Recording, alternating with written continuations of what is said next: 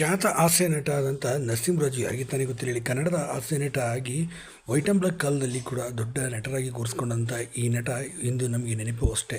ಸದ್ಯ ಇವರ ಜೀವನದಲ್ಲಿ ಮತ್ತೊಂದು ದುರಂತನೂ ಕೂಡ ನಡೆದೇ ಹೋಗಿದೆ. ನರಸಿಂಹರಾಜು ಅವರ ಮೊದಲ ಪುತ್ರಿ ಆದಂಥವರು ಕೂಡ ಈಗ ತೀರಿ ಹೋಗಿದ್ದಾರೆ. ತೀವ್ರವಾದ ಹೃದಯಘಾತವಾಗಿ ಹಾಗೂ ವಯಸ್ಸಾದ ಕಾಯಿಲೆಯಿಂದ ಕೂಡ ಅವರು ಕೂಡ ಬಿಡುತ್ತಿದ್ರು ಅಂತ ಹೇಳ್ಬೋದು. ನರಸಿಂಹರಾಜು ಅವರು ನಮಗೆ ಈಗಾಗಲೇ ಬಿಟ್ಟು ಆಗಲಿ ಸುಮಾರು 30 ವರ್ಷಗಳೇ ಕಳೆದೇ ಹೋಗಿದೆ ಅಂತ ಸಹ ಹೇಳ್ಬೋದು.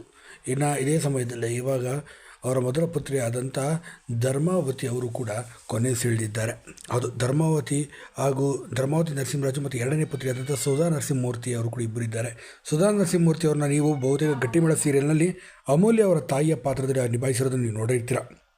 ಇನ್ನು ಮೊದಲ ಪುತ್ರಿಯಾದಂಥ ಧರ್ಮಾವತಿ ಅವರು ಇದೀಗ ಕೊನೆಯುಸಿರೆಳೆದಿದ್ದಾರೆ. ಸದ್ಯ ಅವರ ಮಗ ಹಾಗೂ ಮಗಳು ತಮ್ಮ ಟ್ವಿಟರ್ ಖಾತೆಯಲ್ಲಿ ನಮ್ಮ ತಾಯಿ ಇನ್ನಿಲ್ಲ ಅಂತೇಳಿ ಬರೆದುಕೊಂಡಿದ್ದಾರೆ ಅಂತಲೇ ಹೇಳ್ಬೋದು. ಹೌದು, ಧರ್ಮಾವತಿ ಅವರು ನರಸಿಂಹರಾಜು ಅವರ ಮೊದಲ ಪುತ್ರಿ ಹಾಗೂ ಪ್ರೀತಿಯ ಪುತ್ರಿನೂ ಕೂಡ ಆಗಿದ್ರು ಅಂತ ಹೇಳ್ಬೋದು.